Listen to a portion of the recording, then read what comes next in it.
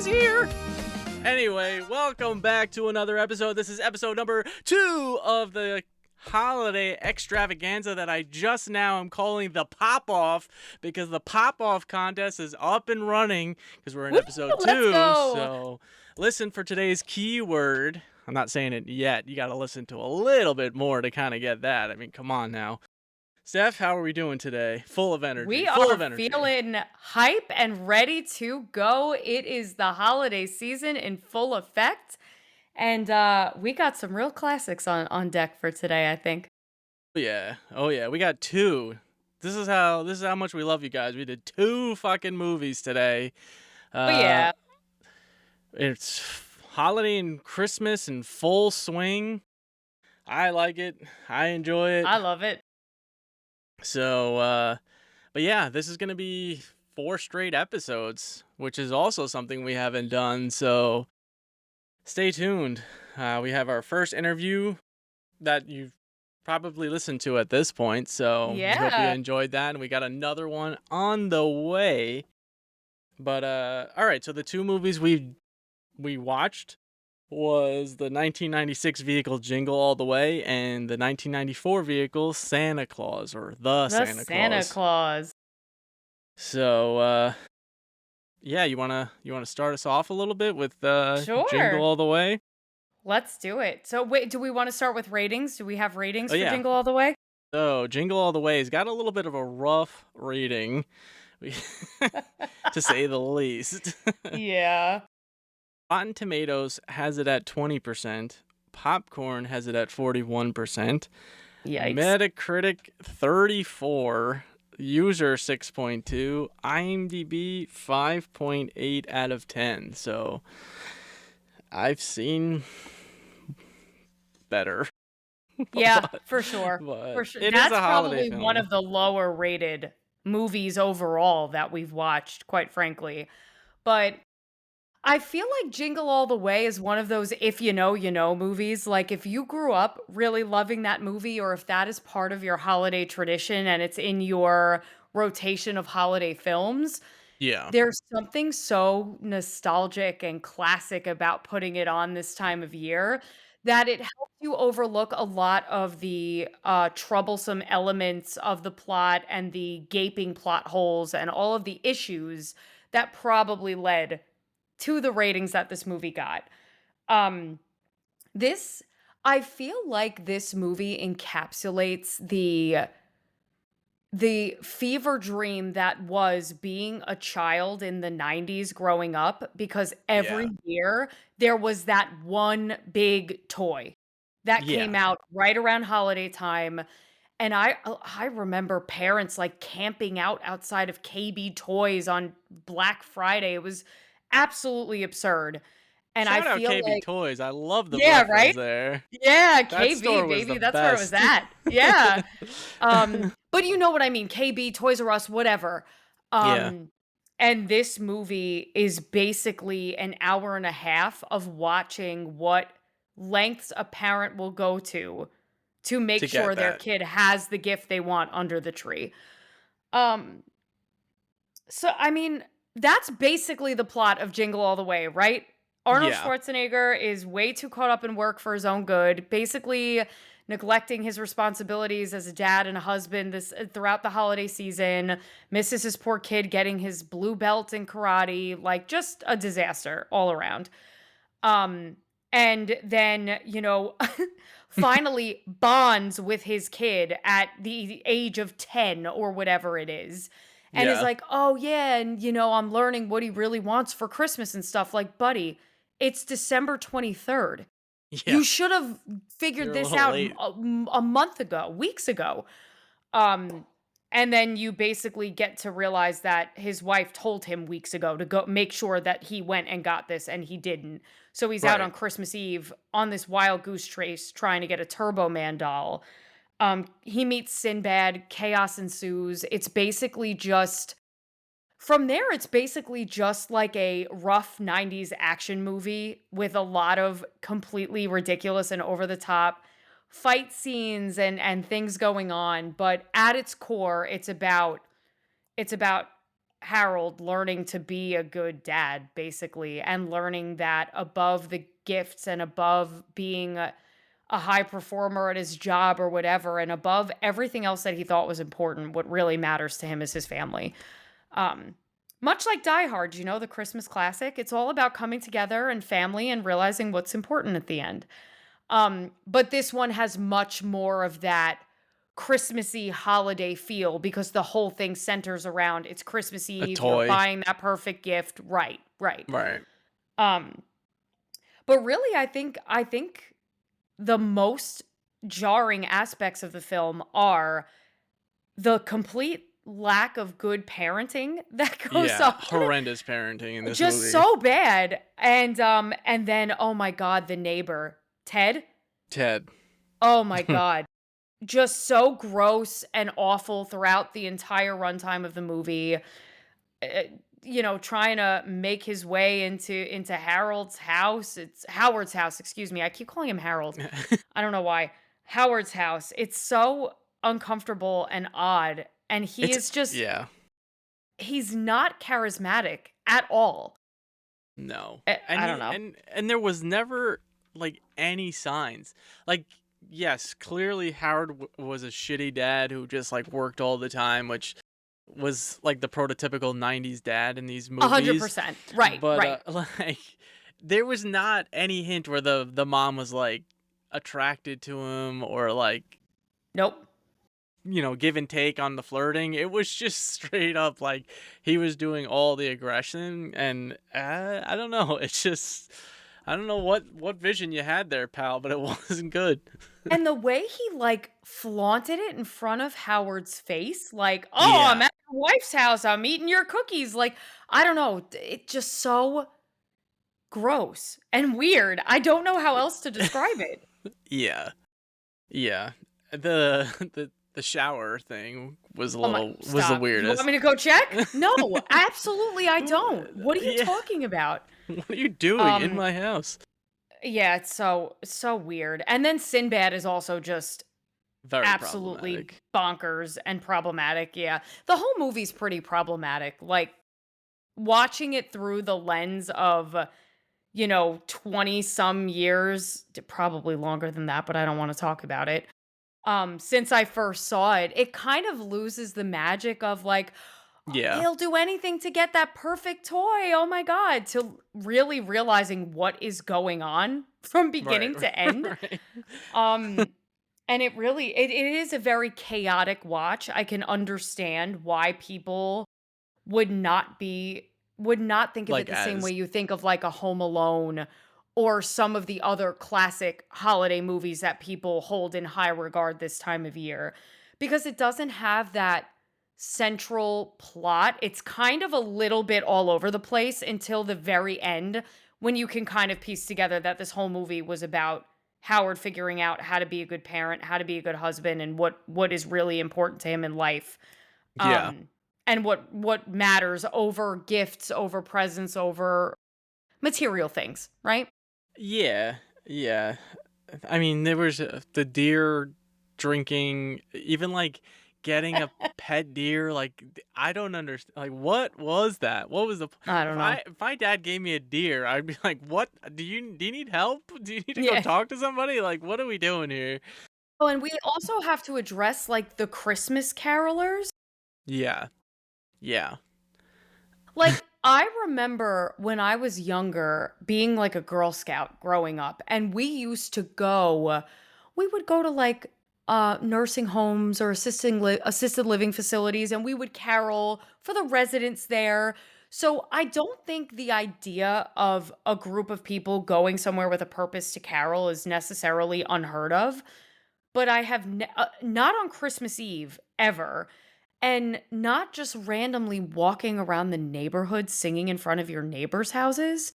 no, At least not in any neighborhood I grew up in would that ever fly. Nobody would come no. out, nobody would be entertained, you'd be singing to nobody for You'd however get many the hours you cops walked called around. on you at this Yeah, point. yeah, yeah, crazy. Yeah, there's the scene too where there's like all the balls, and then Oh, the kid gets it, yes. and he's like, I'm not the pedophile. And just, like All right, pal. Uh, and the bomb with Sinbad, like, Yeah. and it actually was a bomb. Like, I know, this is I just know, I know. absurd. So many things you look back and then I think about how old I was the first time I saw it. And it really Right, makes you wonder, should I have seen that when I was like 8? I don't know. right. I guess to me, you kind of look at it like a Looney Tune is like the way I see it. Okay. Yeah, yeah. Right, like the Yeah, that's bomb fair. explodes. Like realistically, that guy's face would have been blown off if that was a legit bomb. Yeah. True. um, True. and it's just like the Roadrunner, Wile E. Coyote type of thing Yeah, yeah, for that's the totally toy. fair. Uh, it does. I mean, it perfectly represents, like you said, the toy game in the '90s between like Furby and what was the other one? Tickle Me Elmo. Those were like Furby fucking Furby is crazy. the exact example I think of when I think of that craze in the 90s. Mm, The year of the Furby was insane. yeah, Insane. yeah. Um, yeah, Tickle Me Elmo was another one that people went absolutely ballistic over, you're right. And then, there were always the collector's Barbie dolls that came out every year that if you were a collector, that was a huge deal. The Hess trucks, The Hess which truck. you so Our kindly kicked intro. us off with. Yeah. But, I do remember being I remember being obsessed with the idea of having a Furby. I wanted one so bad. That Yeah, was like I fell right into that marketing trap of like, yeah. it's really cute. It's like a pet. It interacts back with me. It's like my friend. And I was a big Gremlins enjoyer as a kid. Okay, Another right. phenomenal holiday movie. Add it to Mhm. the list if you've not seen it. But I thought Furbies looked just like little Mogwais, like little gizmos Okay. before Yeah, they turned yeah, I into could see it. gremlins. And Right. I was like, "I have to have one, I have to have one." It was the obsession was real. It certainly was. My sister got a Tickle Me Elmo, and that thing like creeped me out because there was like moments where it would just randomly go off like that tickles, and you're like, what the fuck? Like nobody even touched this thing. Furbies But used to do that too. They would randomly like something would trigger the sensor. That would the little flower pattern looking thing on their forehead was a sensor. yeah, And I remember in the middle of the night, sometimes it would just start talking and it would scare the absolute shit out of me. Um, but I loved every second of my Furby experience. It was definitely worth the hype as far as I was concerned when I was younger. yeah. I mean, Tamagotchis was another Oh, thing. yes. Yes. Yeah. I never did get one of those. I had I had one, the but I off didn't. brand. I had a proper Tamagotchi, but I got it like years after it was popular, not Okay. the holiday season when everybody was getting one under their tree. Hmm. Um, but they were another, there was something about our demographic, like our age group, that we just Right. wanted things that were like pets and that we could take care of. What we had some weird obsession with taking care of something. Yeah. Um, Probably because we couldn't take care of ourselves, am I right? But Consistently in mental health spirals, but give me a Furby or a Tamagotchi and I will make sure that thing is cared for. Meanwhile, I can't remember to drink water on a regular basis, so go figure that one out. the Tamagotchis were. I remember that craze. There was like just a lot of like weird ones though. Like when I think back at the toys from the '90s, like I don't know if you remember like Gooey Louie, where it was just I like d- you just picked boogers out of the guy's nose. Like why? Like where was the marketing on this thing? Like I kids like to don't pick their know. nose. How about a game? Like what? What? That was like Don't Wake Daddy. Do you remember that game? What a fucking horrifically creepy game. What are we I talking about? I had that game and we played it so much we broke it and my mom had to keep going back to Toys R Us to exchange it. It was like exchanged probably, I'm not exaggerating, like 5 times because we just kept playing it. We were Oh my obsessed with god. it, me and my sisters. I don't know I why. My older cousins used to have this game called Mall Madness, and that I was obsessed with. You know Mall Madness? Yes. Oh my God. Hours playing that one. There's a My sale God. at the fashion boutique. Yes, I remember that game. I had 3 older sisters. Yeah. Board games were always a fun gift to get under the tree, especially if you grew up with siblings or cousins or whatever that you were close with, Yeah. because that was something more than just one person could get involved in. Right, Um, right, right. but I'm trying to think of other big trend. I remember light up sneakers being a big LA trend one Gear. year. Like, yeah, Yeah. yes. Every single kid the week after Christmas break had light up sneakers. And then I was like the weirdo who didn't have light up sneakers. Admittedly, that is of They no don't fault of last anybody. long. I just didn't want them. Yeah, it wasn't. They didn't last long, so it really wasn't like the greatest thing to have. You didn't Yeah. miss much. Yak back, right? Wasn't that? Yak Back, Talk Yeah. Girl. Talk Yeah. Girl was like the girlified version of Of the Talk Boy. Talk Boy. Yeah, it was Yeah. like pink and it had a purple microphone. I used to like those types of like I think that's why I liked Furby and Tamagotchi and stuff. If it was techie for our age at For that our time, if time, it yeah, was yeah. considered techie, I was Yeah. all about it. And I also I loved puzzles and I like Lego sets and stuff, like stuff that you had to apply brain power to do. I liked art. Like I remember getting a lot of painting sets and art kits and things like that over the years. Right. But there were definitely a couple years that the trend took me over, and Furby was definitely one of them. Right. Right. Well, I guess I gotta wrap up Jingle All the Way here. Does it still hold up for you? I know you kind of told me a little off air that you were it's still in your rotation.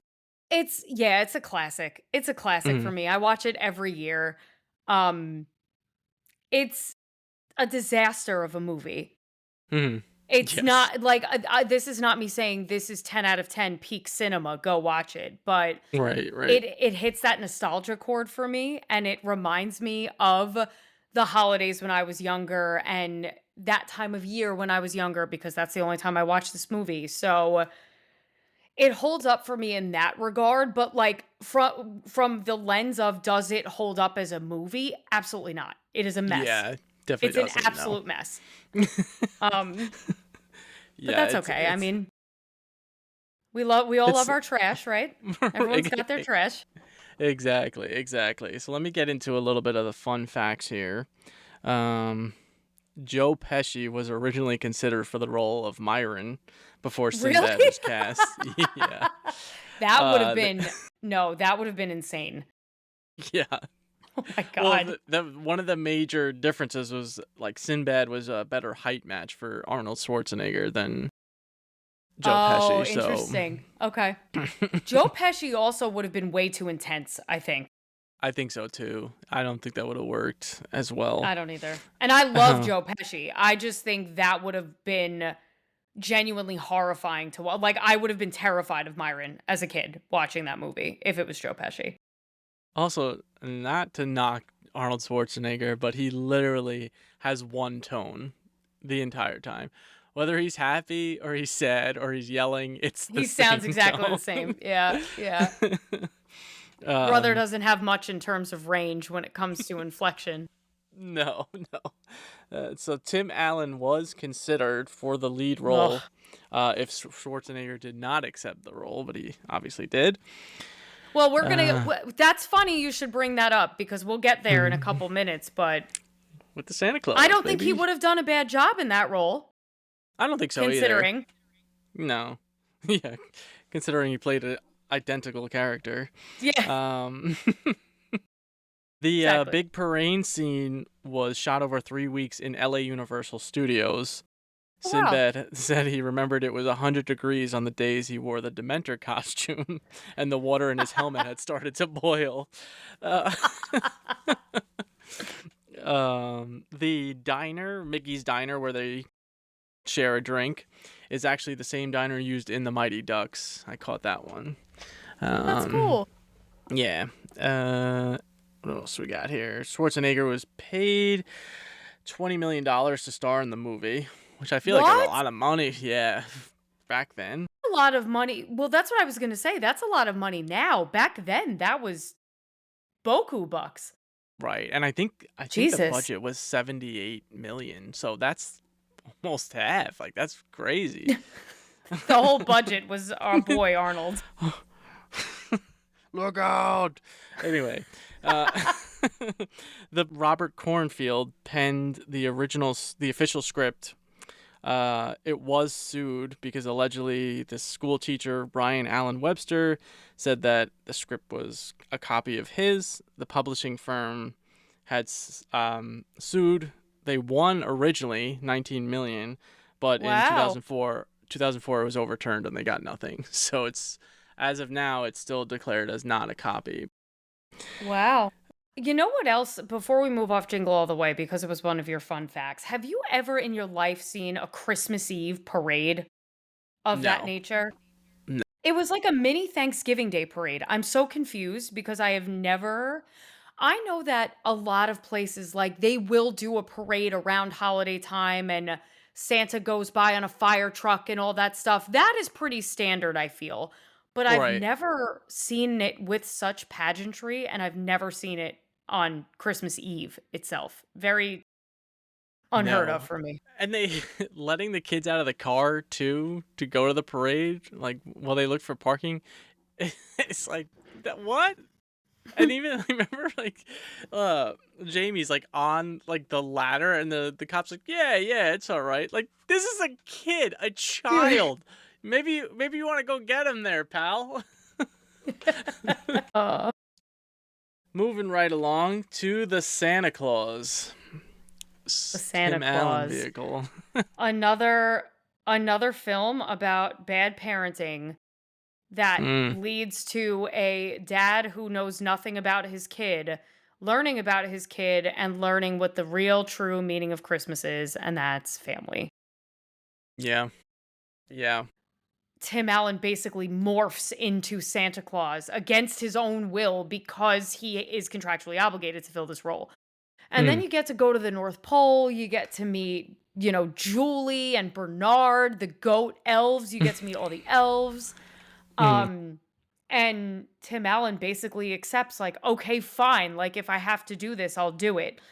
right. And you get to watch him gain, what does he say, 45 pounds in a week, his facial hair. It's impossible for him not to have a beard and the long hair.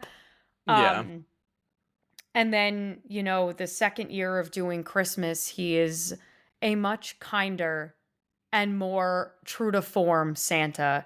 I really love the interaction he has with that one girl when he drinks the milk and he goes, "Oh, there's something wrong with this." And she goes, "Well, it's soy milk. You said you were lactose intolerant."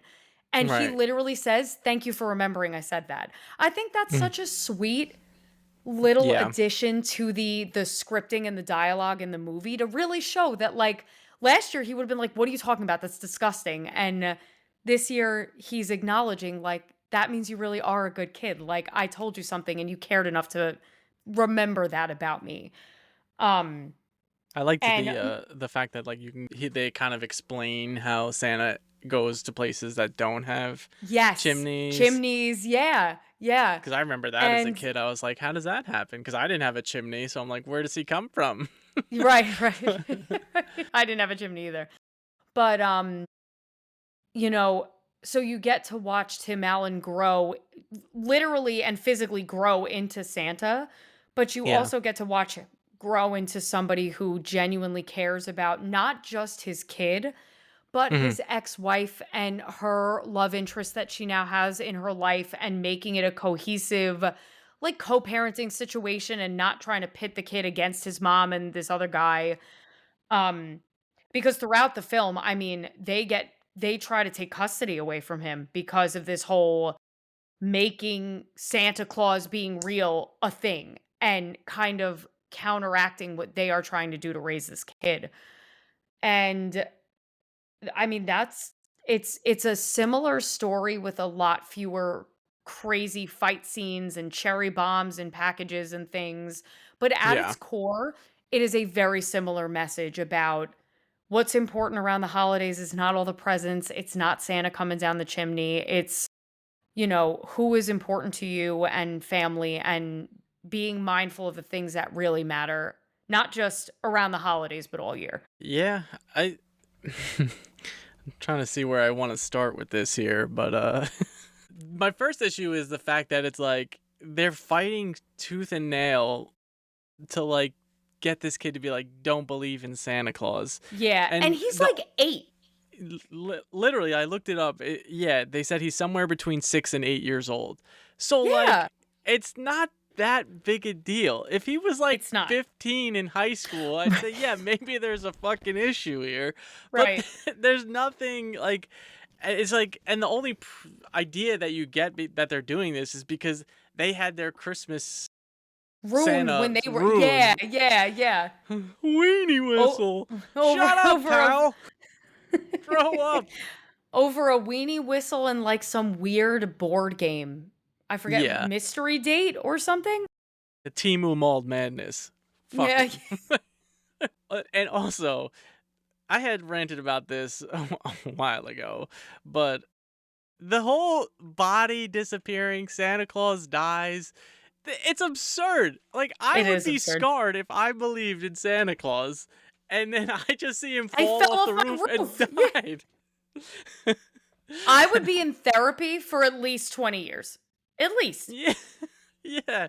I feel like I ruined every kid in the world's Christmas now because Yeah. Santa Claus died. And then the elves moved on. They didn't even have a burial for him. There wasn't The even any elves did thank not bat an baskets. eyelash. Nothing. Nothing. It's They were like, "Oh, you're horrendous. the new guy? Come on in." So odd. So odd. It's also working as Santa is not really a bad gig. Like, you work hard for a month and then you're off for 11. I mean, I would take Yeah. that gig. Like, come on. Yeah. But he's also, it's kind of like fucked up because it's like he scares Santa and kills him. He takes him over. He kidnaps Charlie for a month. Right. So he escapes jail and then evades the police. So he's a criminal at the end Right. of it, all said and done. We need to address something. This movie takes place in Illinois, canonically, right? Mm, Okay. And yeah, then we go to the North Pole, right? right.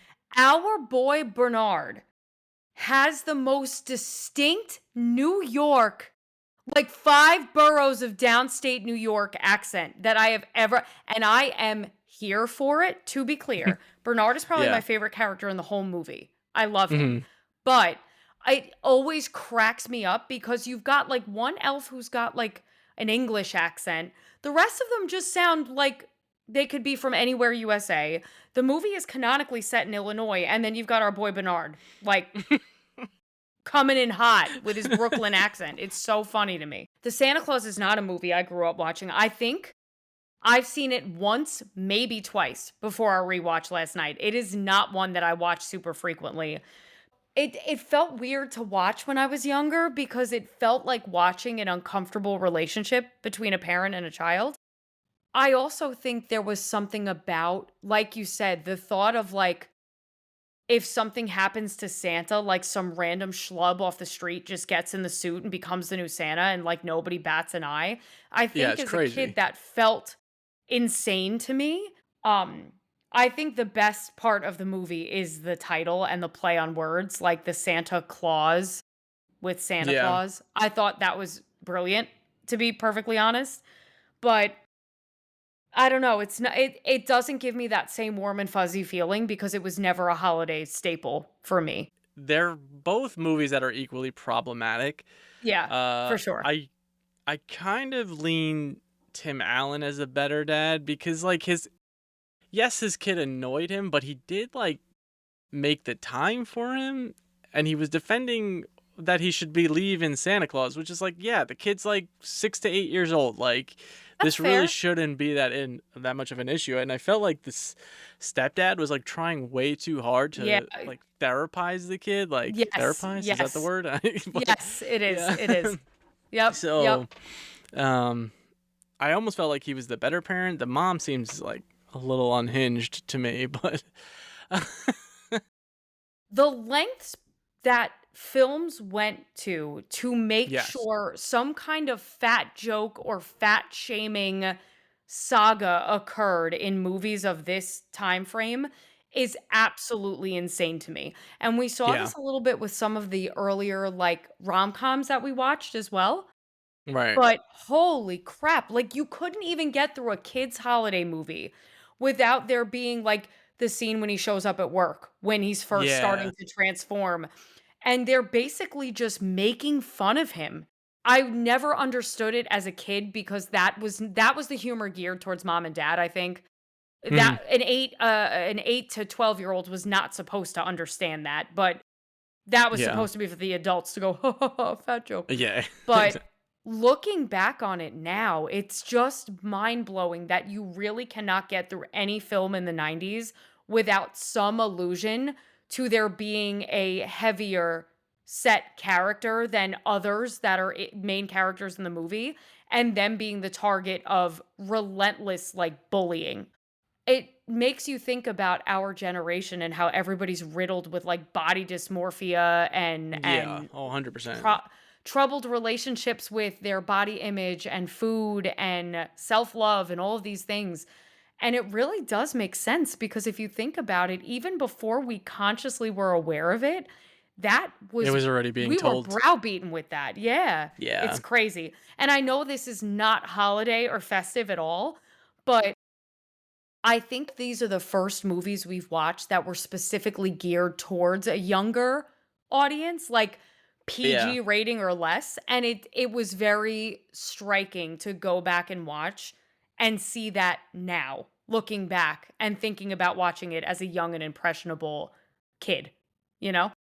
Yeah. That's the reason why we're all so like messed up now of like body image issues. So, Yep, yep. um, the fun facts. So I'm gonna save the best one for last because Oh I think god, it's I'm so so scared. ridiculous. But Okay. so the Santa Claus was actually Tim Allen's first lead role in a movie, which I didn't know that. I thought it Oh, was I didn't know something that else. either. Yeah. Um, Tom Selleck and Tom Hanks were both considered for the role to play Scott Calvin, aka Tim Allen's part. Uh, it took 4 to 5 hours of makeup, prosthetic applications, and multiple fat suits to get ready. Wow. That's like gruesome. Yeah. And they filmed during like the summer, so that was like Oh, that's brutal. got to be brutal. Yeah. Yeah. So there was a joke which you can see it on YouTube if you look it up. There was a joke cut from the DVD release, where Laura gives Scott a piece of paper with a phone number for Neil's mother and says if he needs to talk to somebody. So Scott takes the paper and replies 1-800 spank me. I know that number. And so it apparently caused a lot of problems because kids were dialing that number and it was a real phone number. Oh And my so god. I guess it was in the movie release because Disney, it's DVD release, cut it. Removed So, it. Oh, or wow, the, that's so yeah, funny. That was before they realized everything had to be like 555 right. before the yeah, that's so funny. Wow. And then the last one was the original script for this movie was like apparently extremely dark. Um, so instead of Santa getting scared and falling off the roof and dying, he gets shot by a shotgun from Scott Calvin and falls Oh off my the roof. god. Yeah, talk about extreme measures here. Yikes. Jesus Christ. Did they not realize this was gonna be geared towards children? Well, this They is before probably were Disney got the hands on the they script, were so probably like, Die Hard uses a machine gun.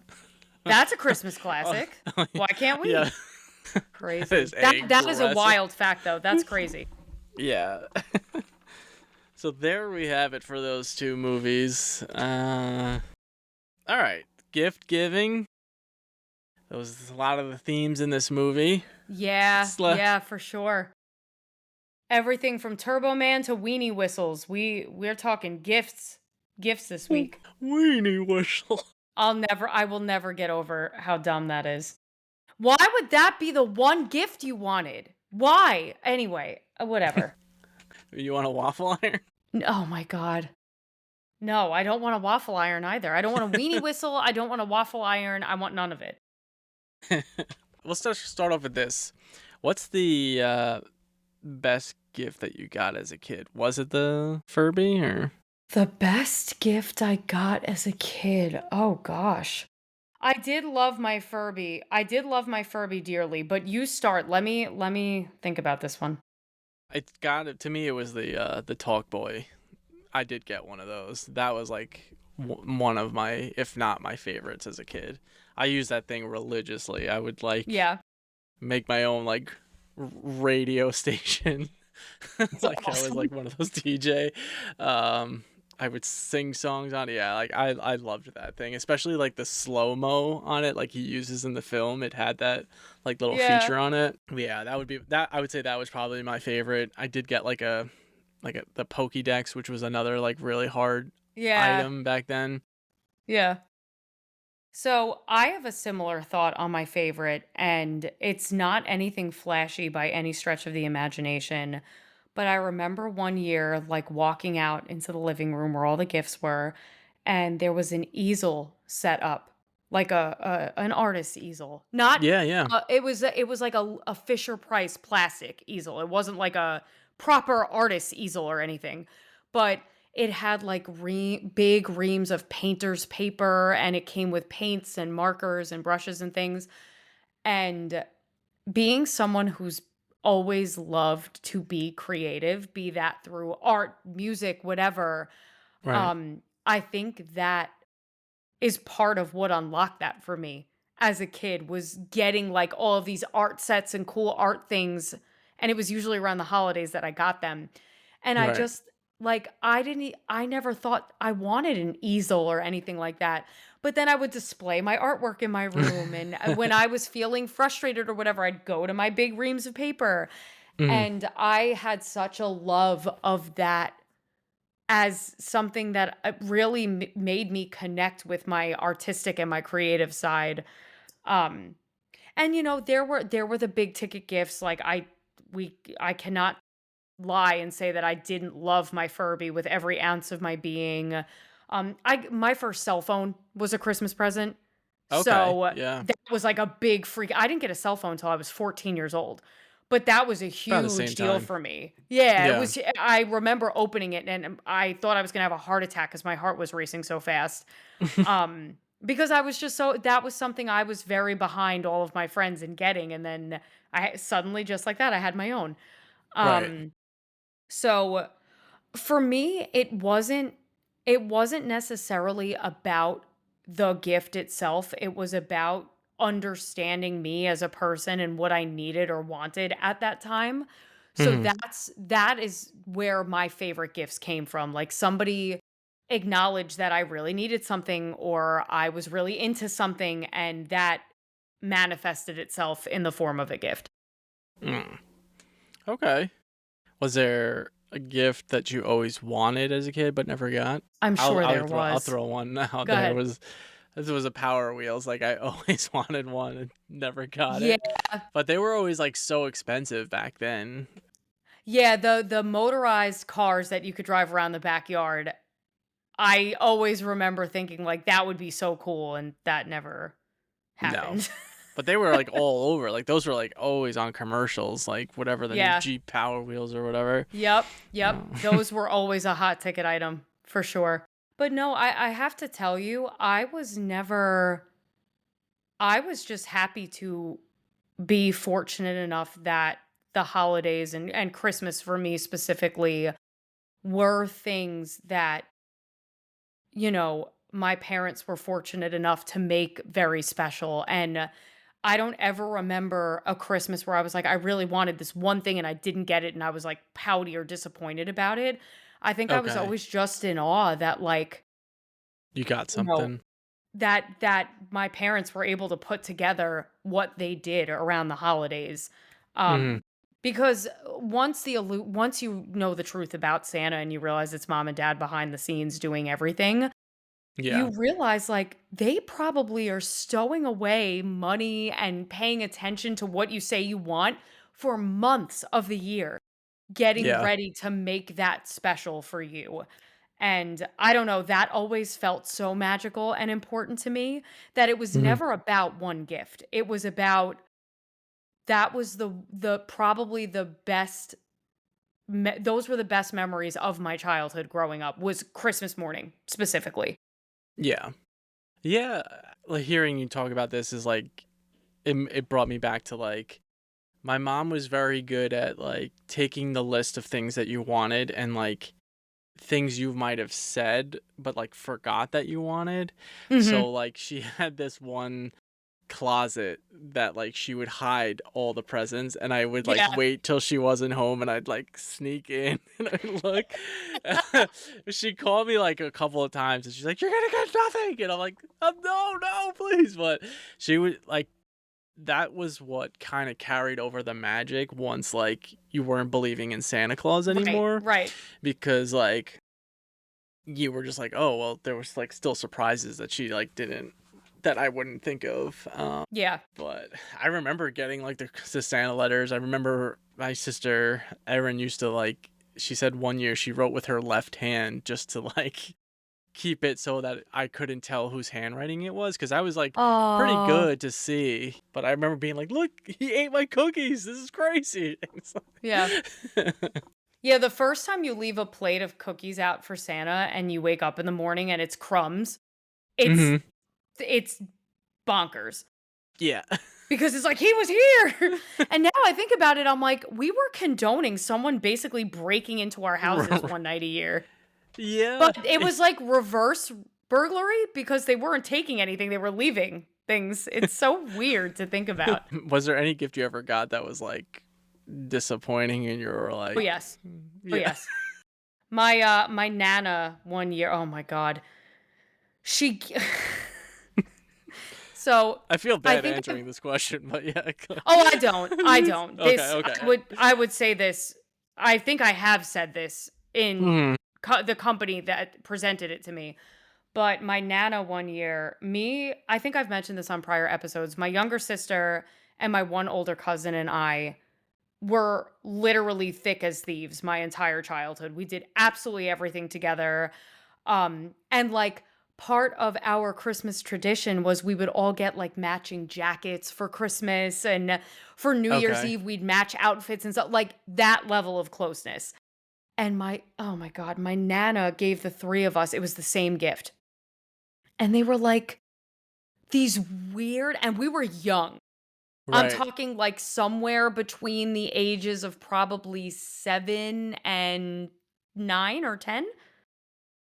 She gave us these like bizarre pedicure kits, and I'm pretty sure they were used. Like some of the nail filing pieces looked like they were not fresh, if you know what I mean. Like they looked like they had Right. done some sanding in a prior life. But like they were not something it wasn't like the Tinkerbell cosmetic kits that used to be designed for young girls where there would Mm, be fun colors of like safe peel nail polish and things like that. It was literally like the pedicure kit that they use at the salon. Like somebody went to okay. a salon discount store and found these on clearance and was like, "Oh, they're gently used. I guess I'll get these." And I don't think I ever took it out of the packaging because I truly had no idea what to do with it. It was so weird.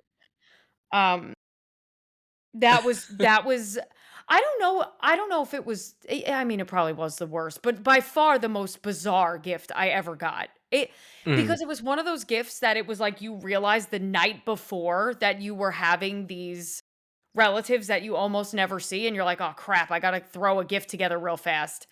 right. Um, and then you just haphazardly grabbed something and were like, "Here you go."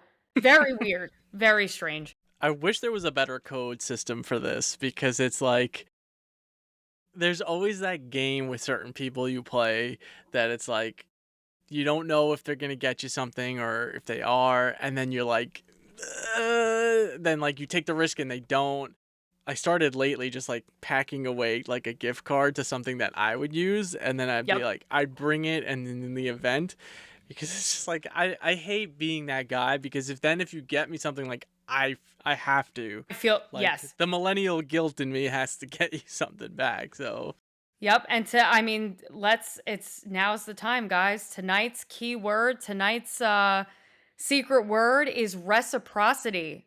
Reciprocity. So the reciprocal action of like if somebody gives me a gift, I need to have one to give you back. I will not be the one Okay. that gets a gift and doesn't reciprocate and give you one in return. Um so I agree. I am wired that way, and I Mhm. will go out. I will go out as part of my Christmas shopping endeavors, and I'll get like a couple little bottles of wine or candles or Right, gift cards, right. like you said. And I will just have this shit stacked in a closet in the Mhm. event that like some random coworker gives me something, or someone I wasn't expecting, like a neighbor pops by. Not that I'm close with any of my neighbors, but you get where I'm going with this. I need to Mhm. have something like Yeah, ready and on deck. prepared on deck, right? Because I don't want to get caught in that uncomfortable feeling where someone shows up and they're like, "Oh, happy holidays, whatever." And you're like, "You were the last person I would have thought of buying a gift for." I need you to think that I was on the Yeah. same exact page as you. That we were done. We're Yeah. just gonna exchange hellos and Merry Christmases. Right. Maybe some cookies. I mean, come on now. Yeah, yeah. My grandmother was hysterical with this stuff. So like every Christmas Eve, I had my mom would throw like a big party. So there was like 20 to 30 people in this like Wow. 2-bedroom apartment. Yeah, it was crazy. Um but my grandma would always get gifts, and a lot of the times it wasn't, if I remember correctly, like she was not the easiest to shop for. And Okay. she was very picky. So like if she didn't like what she got, she would like find somewhere in the house to like stash it. So like there My would be God. sometimes like months later, and like my mom's like cleanings like under the bed, and there's like shirts or candles or something. And like there was like a couple times where my mom would catch her and be like, "What are you doing?" Like, and my grandma's like, "Oh no, I don't need this. You should have this." And she's like, "No, Oh my this is your God. present." And she's like, "No, it's not mine. It's not mine." And just like like Oh my gaslight and deny. God. It was like That's so fun. crazy. And sometimes it would be like it wouldn't be like she would wait for the person to like leave, because people would come and go after a while. Sure. She would just be like she'd stuff it in the couch or like in a snack drawer. Like it was just so absurd, but it was so Oh, funny to I me. could never. I could never. I'm gonna tell you it's the best damn gift I've ever received, and then I will take it home Right. respectfully, and I will shove it in some unknown corner of my closet and never think about it again. But I to It's leave crazy. it at the person's house, that's crazy. That is something. My God. Which what sucks now too is like too many people fucked up the return process. You had too many idiots like returning a fucking Christmas tree to Costco. Like, get fucked for doing that. Yeah. Because of all this like dumb shit that these people do. Like now, if I truly have a shirt with no like receipt, I get the lowest like $4 credit, and it's like, Right, come right. You get the on. lowest price in the last like 3 years on a store credit. And for whatever reason, when I'm going through this return process, it's never at a store that I regularly shop at and it's like, "Okay, I'll use this Yeah. credit." It's at like Sears or someplace that I never go ever. Right, right. So unfortunate. Yeah. I didn't go. I don't want to go back to this, I guess, but one of the worst presents. I'm not gonna name the person who got it for me because Oh God. they may listen or not. But I, one year I got like a Backstreet Boys tour on VHS, Was it the All and Access tour? The All Access video? Cuz it I was like watched that no fewer than 6,000 times growing up. no, it was like the Everybody something. Like I Okay. don't know. Sure. That sounds like a Either great way, gift from my lens, but okay. yeah. And I was just like, "Oh, thanks." Like I don't listen to them. Like I really don't know what to do with this. So it ended up being hidden away with my grandma's gifts, but Under the Oh, bed. under the bed. That's what gift giving ultimately boils down to, is like doing the nicest thing you can Hmm. to bring joy to somebody else in the form of something material, usually. Yeah. Um, that's why I love gift giving so much. That's why I think it's so fun, because it's about spending the time to think about like what is really going to be meaningful for this person, and going through the emotions of like how are they going to feel when they see this. And I Yeah. really put a lot of thought into this. I don't know. I find so much joy in gift giving. It's my favorite part of this time of year, is Yeah. curating That's the perfect gift giving experience for the people I care about, or trying I'm to with at you on least. that. I think that's the biggest change now is like when you're a kid, it's obviously about like you getting Right. the gift, but Right. I agree. Like to me, maybe it's just a sick twisted thing, but like seeing like something I can come up with and that I know this person wants and then they get it and then they're like Yep. shocked and like holy shit, you got this? Like that to me is like I know I use this a lot, but that's like crack to me. It's like I love that feeling like of surprising somebody. So Me too. Me too. yeah. So budgets to me is always a tricky thing because like Yeah. I like we've said before, like if I see something if the limit's 25, but I see something that's really good for 40, I'm buying it at 40. Me too. So Me that's too. like 100%. We are on the same page. 100%. yeah, like I get it, but I'm not gonna say I'm But gonna stick to it, guaranteed. So I do think some general idea of a budget though is very yes, important, because you don't want to put people in that awkward situation where it's like, they brother, can't I afford. cannot afford to match. If somebody gets me Yeah, something at yeah, yeah. X value, I cannot afford to match that energy. No, no, Um, and that I don't expect I, either. right, right. But I Yeah. have also learned over the years, it's also gauche in the opposite direction to, if you agree to a $25 budget, to be the guy who's like, well, I spent 100. Mm, Because then it's like, okay, what are you trying to prove here? Like now you've just made somebody feel really uncomfortable because right. you tripled what everybody else agreed was comfortable for them to spend. If you're in a situation where it's like a loose budget situation, like, oh, we're looking at somewhere in the ballpark of, then Yes. it's like, I will never stick to a budget. I buying what I see and what I think the person will like.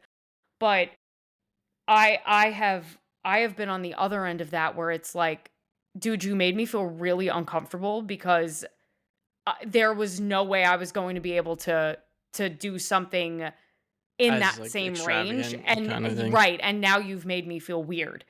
Yeah. And I've been on that end of things too, right? Where someone has done something super thoughtful when I was like working retail, living paycheck to paycheck, and I'm like, how in the hell am I ever going to repay this? I can't. Yeah. Yeah. And I I I used to think budgets were lame and frustrating, because I have trouble sticking within the confines of a budget. Yeah. But as I've gotten older, I'm like, no, I think that's really important, because you need to be mindful that forget about everyday like financial struggles when it comes to things are getting more and more expensive every day. And now that we're adults, it's like you're not talking about one or two expenses. You're talking about whole homes Bunch. and Yeah. apartments and bills and taxes and all this other crap you got to pay for. So I think it's important to be mindful that, especially this time of year, like Mm. you don't want to make people feel like they have to reach with outside of their means to participate in a white elephant, a secret Santa, a gift exchange of any kind, because it should be as inclusive to everybody as possible. And I feel like a budget probably is the smartest way to do it, even though clearly It's for hard. people like you and me, it's like, oh, well, maybe I'll stick to it, maybe I won't. But I Yeah. try not to go so far out of the range. Like you said, if the budget is 25 and I see Yeah. something plus or minus like 10, $15, it is I'm what it just is. gonna But right, right. right, right. The crazy thing now too is like with gift cards is like $25 doesn't always go a long way like it used to. I And that's know. like the sad part. Like if you get like a $10 gift card to Starbucks, that's like one order with the price of fucking coffee these In days. some cases, it's not like if you're buying a coffee for you and someone else, that is not even one order at Starbucks. Right. It's crazy. I don't even know like what the acceptable amount is now, because now it's just like here's $25 off your next order. That's basically what I'm Right, doing for right, you. right. It's like a coupon or a discount code. Yeah. Uh, I have I give gift cards, and I think gift cards have their place. Yes. But I have never liked the idea of somebody knowing the exact dollar amount I spent on them. You too? Yes. Yeah. There's something so weird about that to me because let's be real. If you are good at gift shopping and you're good at like deal hunting, you can take $25 and make it look like 50. Yeah. But if you buy a $25 gift card, someone's going to know you spent 25 bucks and that was it. Yeah, it's a tough one. I always try to not do it.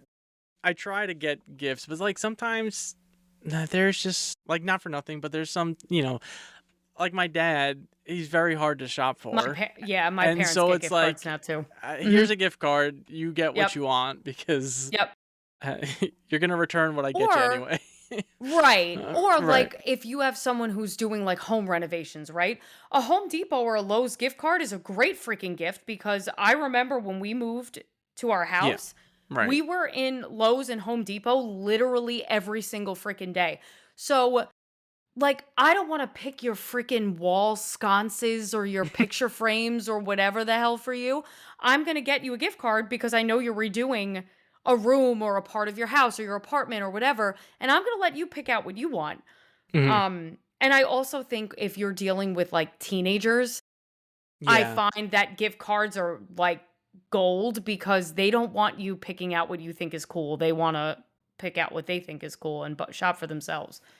But for me, unless it's a very specific gift card, like to some place that sells custom items that I know somebody is into, or Yeah. it's a Yeah. restaurant that somebody is like absolutely obsessed with and it's their favorite place to go. I try to avoid gift cards as my primary gift for others. Yes. It's always like a side thing. It's like, A here's a throw. supplemental Here you gift. go. Yes. Yeah. Yeah, I got you this one thing and I couldn't think of anything else, so here's a $25 gift card to go with it. In the event you 100%. don't like what I got you, here's your fucking gift card. If you don't like the socks I got you, buy something else. Yeah, exactly. Socks are an underrated gift. I love getting socks. I agree. Especially now Best Christmas because they're gift. like Yeah. expensive. Yeah, they're like But- 20 friggin' dollars for a pack of 3 socks. What the hell? It's crazy. I'll take anything. I'm not against clothes either. I know people sometimes don't like it, but I don't mind it. So, all right, I got a few left that I want to try to squeeze in here.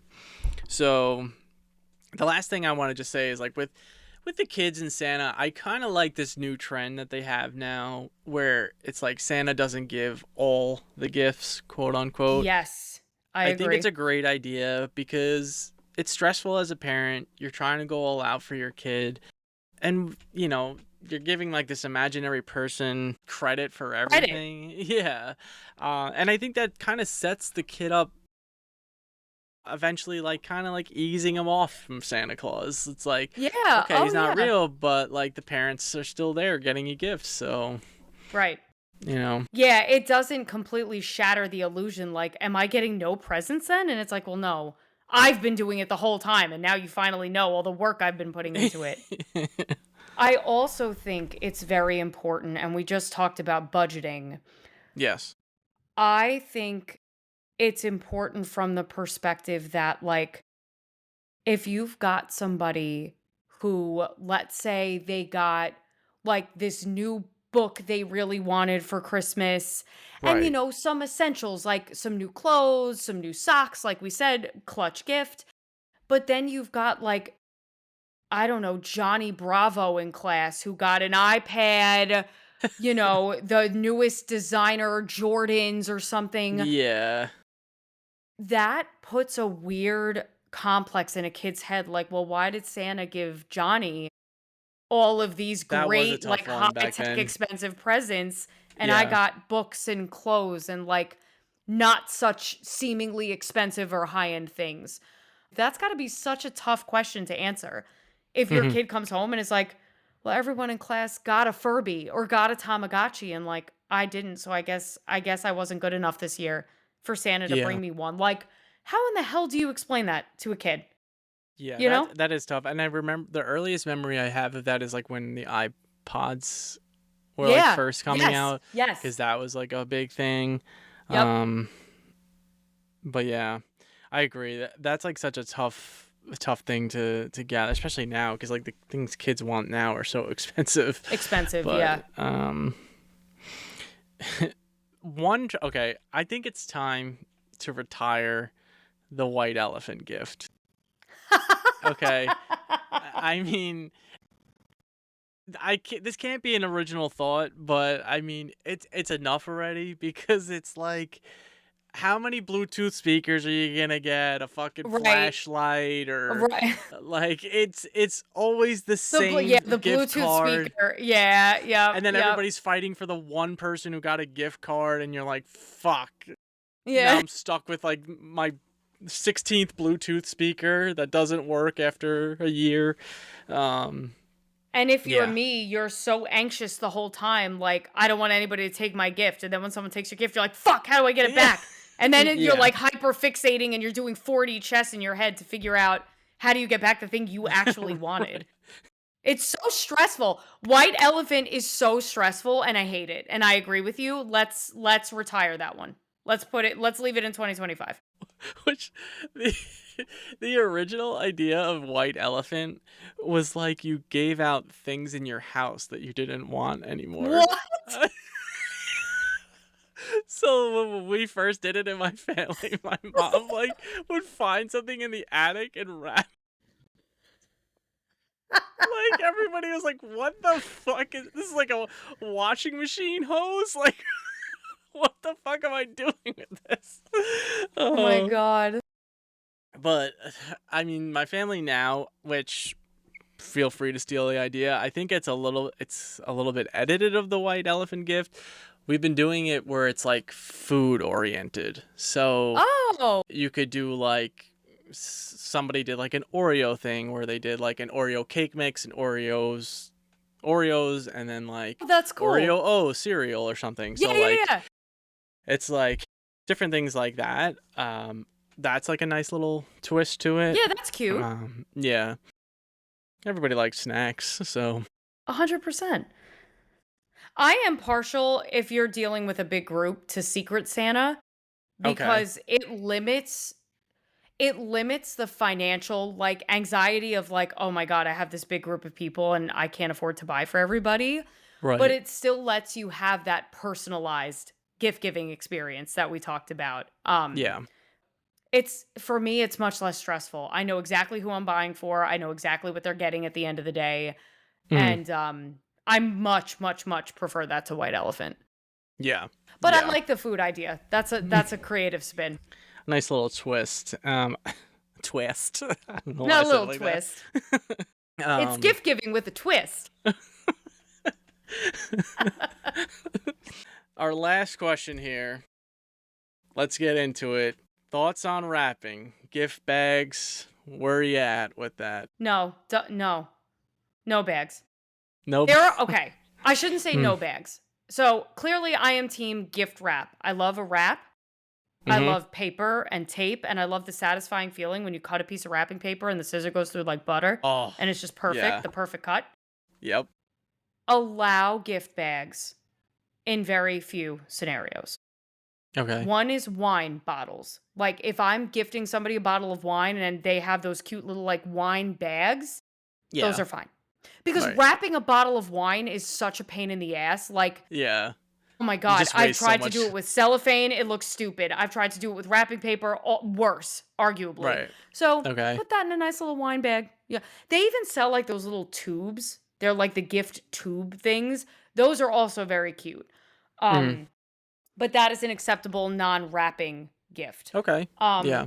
Gift bags are also acceptable in scenarios where you have like an odd shaped item that would just be a complete disaster to try to wrap in paper, Right. because I am that person. I will try to wrap it first, and then I will rip half a roll of wrapping paper trying to get it to fold the right way, and then I'll get really frustrated and I'll just throw it in a bag and I'll move on. Mhm. Um but those are like the only scenarios I can think of where I will go gift bag over gift wrapping. And I will say this is a very specific feeling for me for holiday time only. Like if it's a Yes. birthday, if it's a baby shower, if it's a bridal shower, whatever, I'm usually grabbing a gift bag for whatever I got and shoving the gift in the gift bag and Yeah. moving on. But Yeah. something about wrapped boxes under the tree is so much more aesthetically pleasing to me than a bunch of freaking gift bags peppered around my living room. So I much prefer a wrapped present to a gift bag. Yeah. Show me you care. Somebody put Yeah, your little yeah. effort into. Get I'm with you there. frustrated, rip half a roll. And also, Yeah. one of my favorite things every year is finding the cute wrapping paper I'm going to use. Mhm. I get Yeah. great joy of walking through the aisles and being like, "Ooh, this one has like sloths on it holding little wreaths. That's so cute." I love wrapping paper. Okay. What a weird thing to say, but here we are. I love wrapping Yeah, paper. I that's think fine. picking the perfect paper, and I won't use the same paper 2 years in a row if I can avoid it. I Okay. just won't do it. It's got to be new, New. cute paper. I'm the same way with Christmas cards. Even if I buy like holiday cards and I have 10 left over, I will not use them until years after the fact. I will buy a new one for the following year. I like like when you cut for a specific gift and then you have that like sliver left, but you find like the perfect thing that will fit in Yes. that's a great feeling. Yes, so satisfying. Or you could be me and just cut entirely disproportionate pieces to what you're wrapping and always end up in that scenario, because I always think I've measured accurately and I have not. I Mm. just have not. It's either way too much or it like just miss it. And I will not leave Mhm. box exposed unless I literally have no paper left and it's the only option I have. That With like a drives me little strip nuts. over it. Yeah. Yes. Oh my god, when the two seams don't meet, it drives me crazy. I can't do it. Even if it's on the bottom, I can't do it. It really it makes me insane. All right. I think this was a fun-filled episode here. It sure So, was. yeah. Yeah, we I'm got through a feeling lot there. festive. I'm feeling ready to go do some shopping. I'm We hope excited. you are too. We hope everything's Yeah. going well for you and you're enjoying this Christmas season, staying safe, got a nice tree, got your decorations going. So keep your popcorn popping and your possibilities endless. We'll see you next time. See you next time.